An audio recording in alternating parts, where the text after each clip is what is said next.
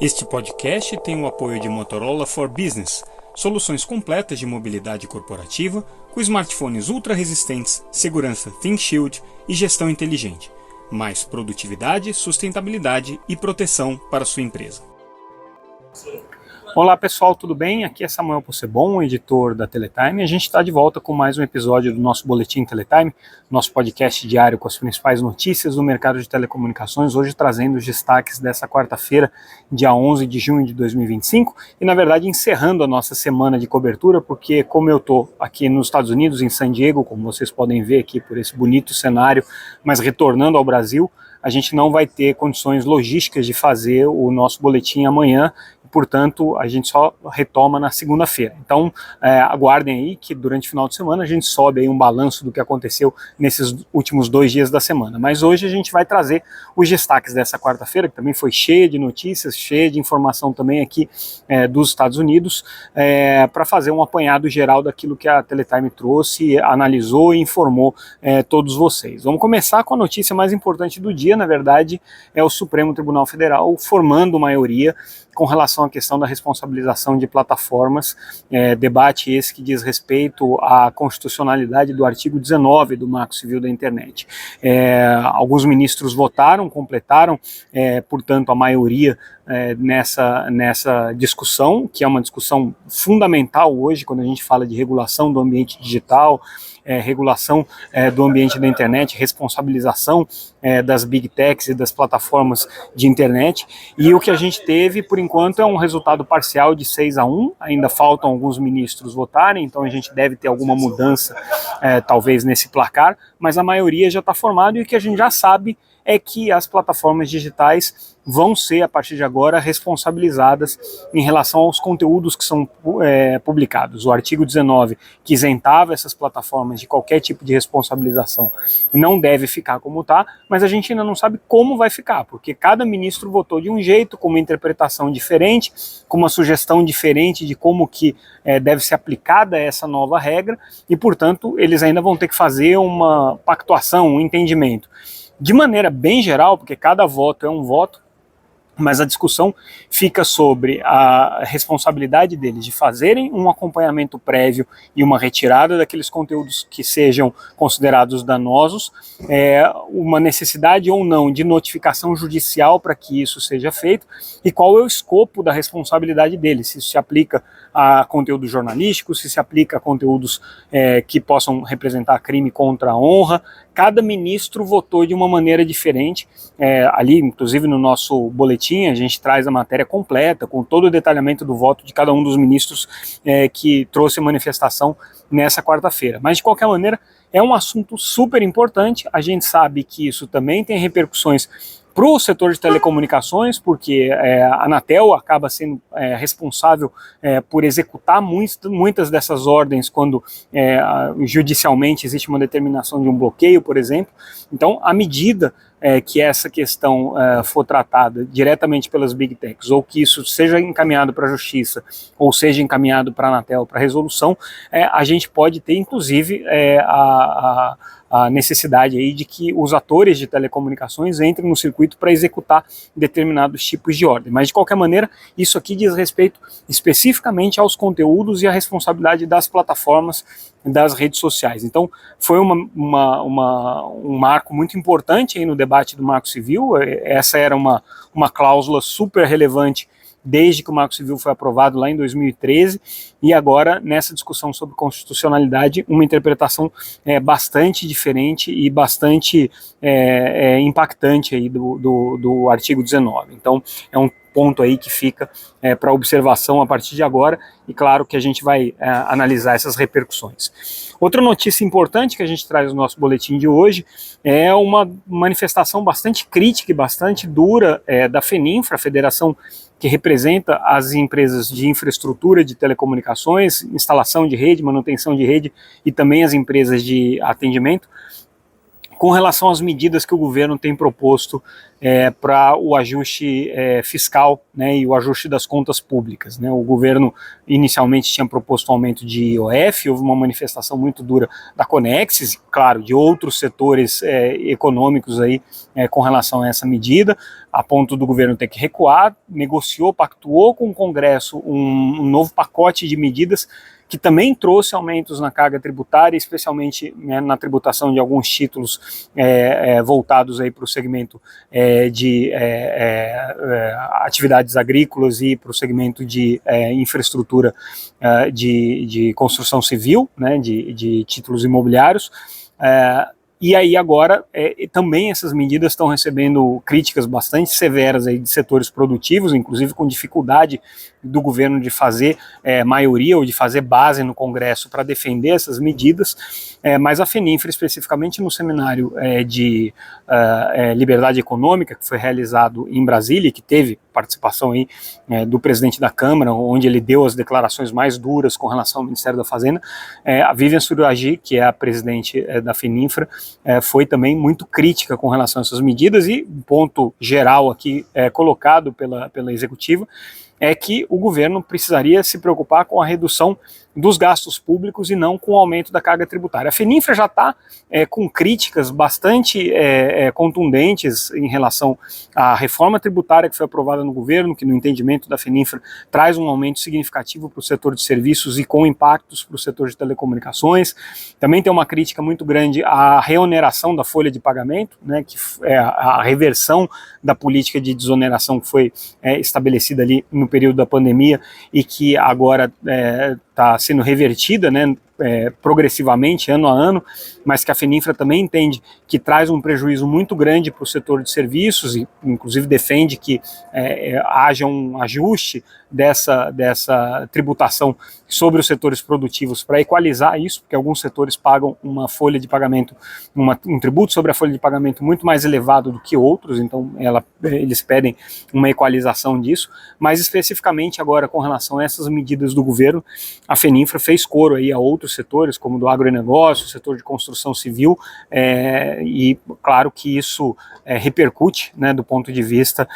do impacto econômico e como que o Congresso vai reagir a essas medidas. Então também o setor de telecomunicações abraçando aí essa causa do empresariado, dos setores produtivos brasileiros, contra as medidas que o governo tem proposto de ajustes das contas públicas, especialmente nas contas desse ano e para o ano que vem.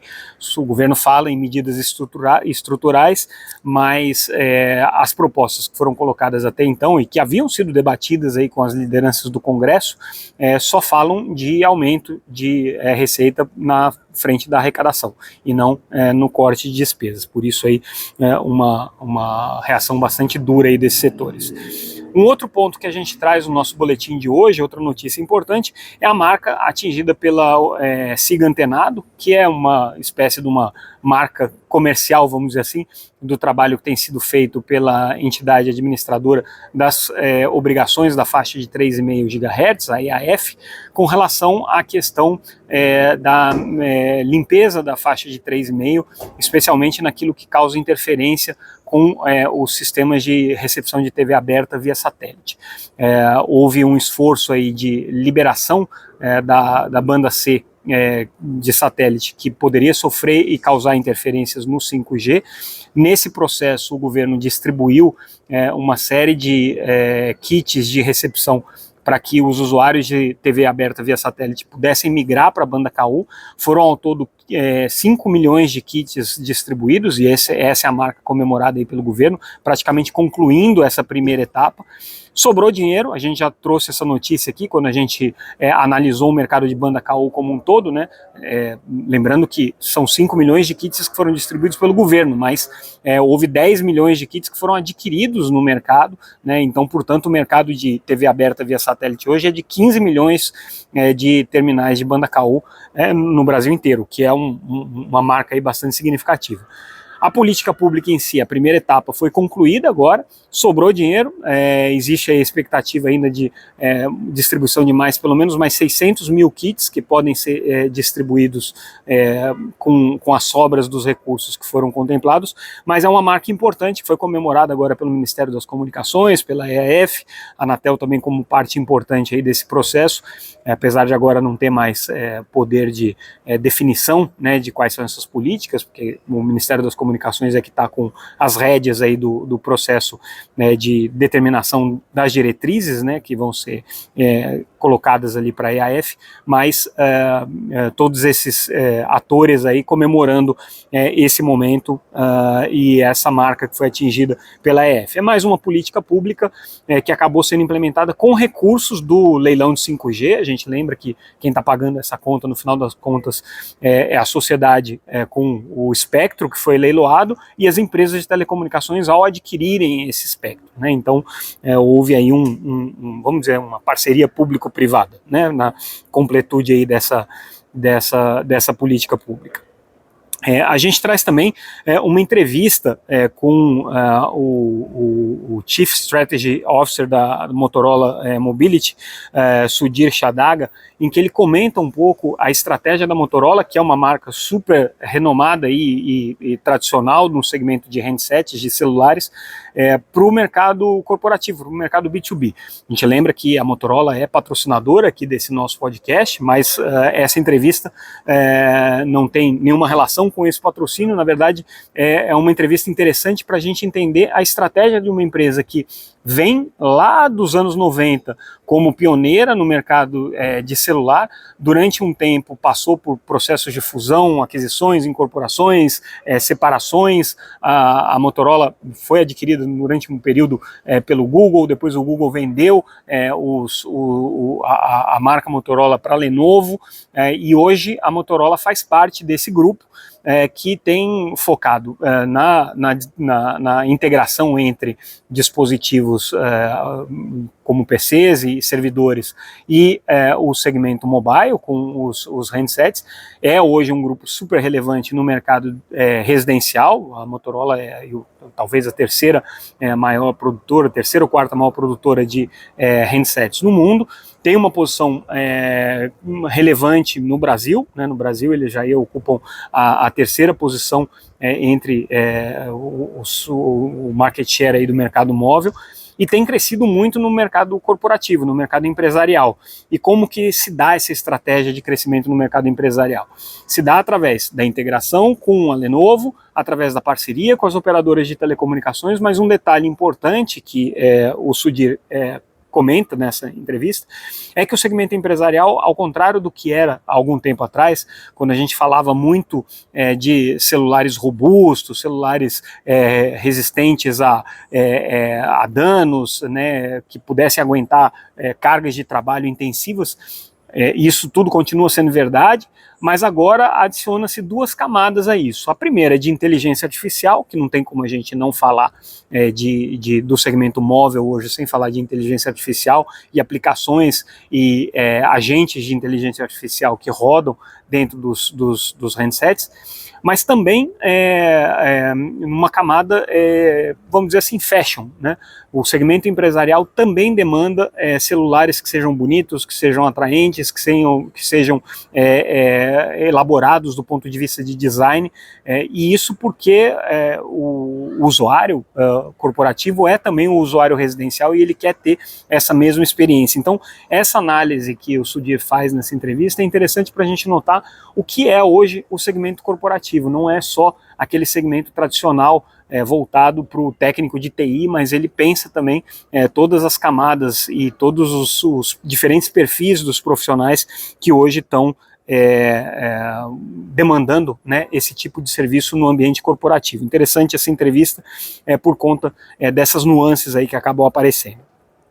Outra notícia super relevante que a gente trouxe no nosso boletim de hoje é uma parceria entre a Claro e a Meta para a otimização do tráfego de vídeo no Brasil, na América Latina, na verdade, que foi feito esse acordo, mas no Brasil especificamente. Isso tem tudo a ver com aquela discussão que a gente tem já apresentado aqui inúmeras vezes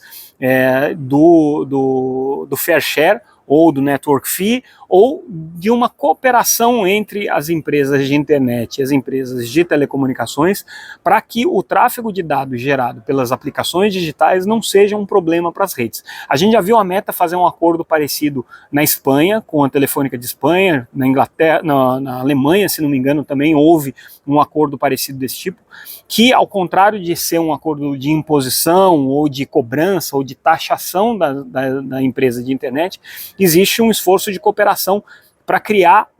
uma estrutura de dados, uma estrutura capaz de dar processamento a essas informações, sem que isso onere, tanto do ponto de vista técnico quanto do ponto de vista financeiro, claro, só a empresa de telecomunicações. Então, interessante essa parceria, lembrando que a Claro, além desse acordo com a Meta, tem também acordo com outras Big Techs ou com outras empresas de internet no segmento de streaming, né? Hoje a Claro distribui, por exemplo, Netflix, Globoplay, Apple TV. Todos esses conteúdos de streaming estão incluídos hoje nos pacotes de TV por assinatura da Claro. Então, ao que tudo indica, né, o setor de telecomunicações caminha muito mais no sentido de estabelecer parcerias com o setor de internet do que num sentido de confronto. Claro que existe toda uma discussão ainda econômica por trás dessa história, uma discussão sobre investimentos que fatalmente vai acabar acontecendo e sobre a regulação das empresas de internet. Não significa que elas vão receber imposições ou obrigações para com as empresas de telecomunicações, mas significa que elas vão também ser responsabilizadas ou podem ser responsabilizadas pela qualidade de serviços na rede, o que é muito diferente, mas ao mesmo tempo é muito relevante, porque coloca elas aí sob a égide de atuação, eventualmente, da Anatel. É tudo isso que está em jogo, a gente vai ver isso no regulamento de grandes usuários, quando a Anatel colocar ele em consulta pública, o que a Anatel está pensando com relação a isso, mas o que tudo indica é que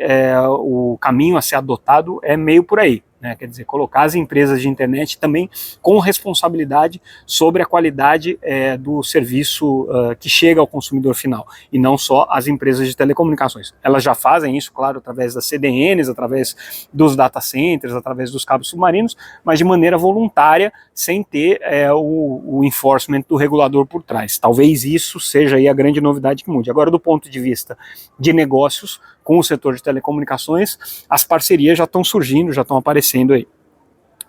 Uma outra notícia do dia de hoje super relevante é com relação à aprovação da fusão da compra, na verdade, né, da Intelsat pela SES, que vai gerar aí uma fusão, uma mega empresa de satélites, e a Comissão Europeia aprovou essa operação sem nenhum tipo de restrição. Eles avaliaram, entenderam que no mercado de satélites existem outras alternativas, existem competidores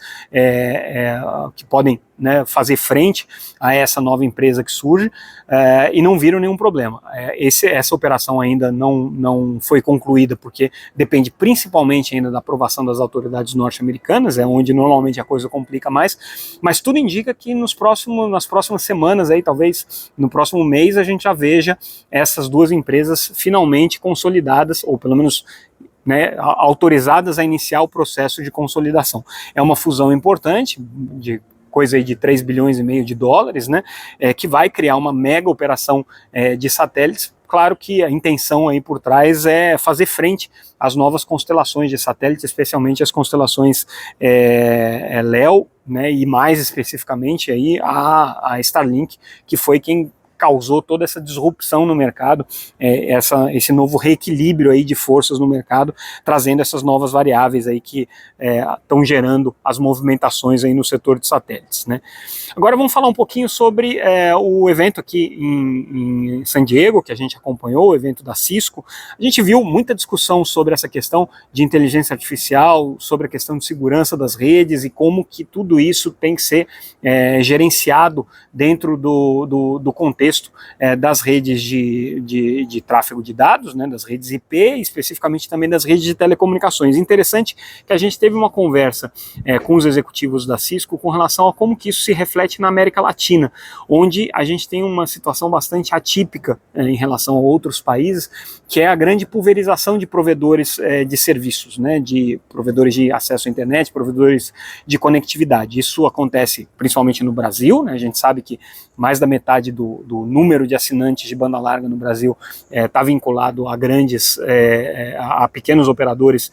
de conectividade, mas isso também acontece em outros países da América Latina. E o que a Cisco analisa aqui e traz como dado relevante para a gente considerar é que para esses provedores existe sim uma grande oportunidade de trazer esse componente da segurança das redes como um diferencial, principalmente para a oferta de serviços corporativos. Isso tem sido hoje o mantra aí do mundo das TICs, do mundo dos serviços de rede IP, e principalmente com relação à preparação para a inteligência artificial e para o tráfego, para o tipo de tráfego que vai ser gerado com inteligência artificial, o desafio se coloca de uma maneira bastante mais significativa e acentuado. E aí os pequenos provedores têm uma chance maior de enfrentar essa nova realidade competitiva, essa nova realidade de mercado, ao oferecerem os serviços já pensados com as camadas de segurança e com os requerimentos de segurança necessários, níveis de automação, níveis de observabilidade, né, como eles chamam, que é basicamente uma visualização do que está acontecendo na rede, já preparados para esse novo tráfego que certamente o segmento corporativo vai acabar enfrentando quando a gente tiver a realidade dos agentes de AI, né, ou dos agents AI, na realidade dos serviços baseados em inteligência artificial que fatalmente vão acontecer. Uma outra notícia que a gente traz também relacionada a isso é em relação ao Wi-Fi 7 e como que o Wi-Fi 7, que tem sido aí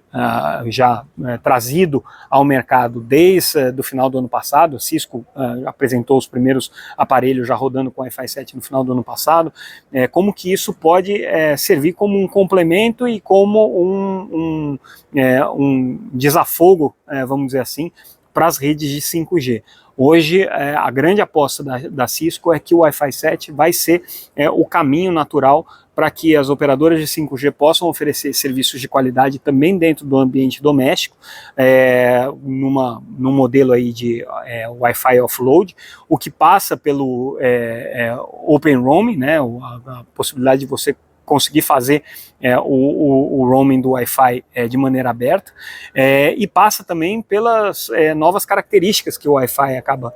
trazendo, o Wi-Fi 7 acaba trazendo, de qualidade de serviço, de qualidade de rede. Agora tem um negócio bem interessante que a Cisco anunciou aqui. Na verdade, ela já era um produto que já estava à disposição, mas aqui em San Diego eles deram bastante ênfase e trouxeram ele já para o nível comercial, que é a utilização do Wi-Fi 7 como link entre dispositivos conectados, e não só como uma forma de você distribuir o tráfego IP.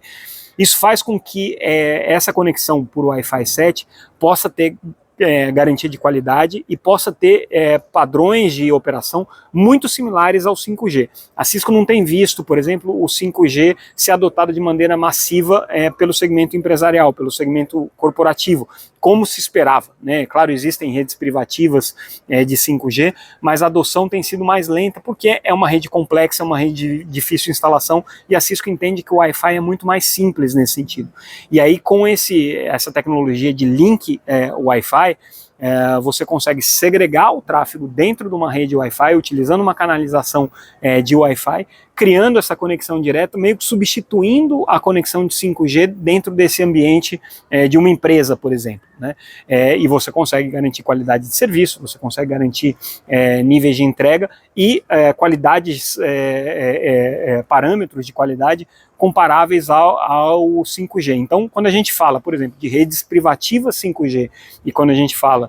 de redes privativas baseadas em Wi-Fi, se antes o Wi-Fi era um risco porque não oferecia a qualidade de serviço necessária, com essa tecnologia de link, né, em que você usa o rádio Wi-Fi, todo o equipamento Wi-Fi, você embarca essa tecnologia dentro do mesmo hotspot, mas você cria essa conexão direta. E isso traz aí uma mudança, ou pelo menos uma alternativa no cenário do Wi-Fi 7 e da conectividade para redes corporativas, para redes empresariais. Então, interessante aí essa essa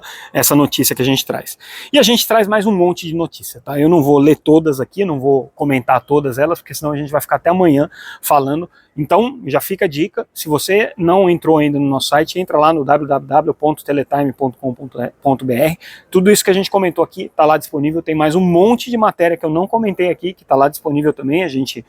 convida todo mundo a ler, analisar, e também lembrem de se inscrever no nosso boletim Teletime para receber diretamente no e-mail de vocês, todos os dias, uma newsletter com todas as informações e com todas as análises que a Teletime traz para vocês todos os dias. É isso, pessoal, ficamos por aqui então, repetindo, amanhã a gente não vai ter o nosso boletim Teletime, só na próxima segunda-feira, por conta dessa questão logística aí da minha viagem, mas a gente volta no final de semana, eu já solto aí o material com relação ao que aconteceu nessa quinta e na sexta-feira para vocês. É isso, agradeço como sempre a audiência de todos vocês, ficamos por aqui e voltamos em breve com mais um boletim Teletime. Obrigado pela generosa audiência de todo mundo. Tchau, tchau.